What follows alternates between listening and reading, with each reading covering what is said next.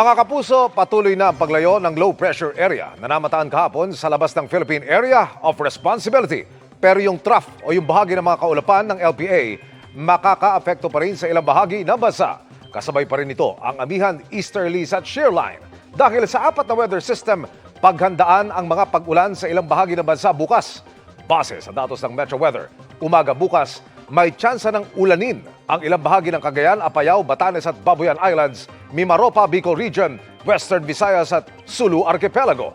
Magtutuloy-tuloy yan sa hapon. May malalakas na ulan na pwedeng magpabaha o magdulot ng landslide. Posible na rin ang kalat-kalat na ulan sa Visayas at ilang panig ng Mindanao kasama ang Zamboanga Peninsula, Northern Mindanao, Soc-Sargen at Davao Region. Naglabas na rin ng heavy rainfall outlook ang Pag-asa sa Camarines Sur, Catanduanes at Albay dahil sa shear line. Maging alerto lalo na ang mga taga-Albay kung saan patuloy ang pag-alboroto ng Bulkang Mayon dahil sa panganib ng lahar flow sakaling magtuloy-tuloy ang maulang panahon. Sa mga taga-Metro Manila naman, posibleng maging maula pa rin bukas kaya hindi rin inaalis ang tsansa ng ulan.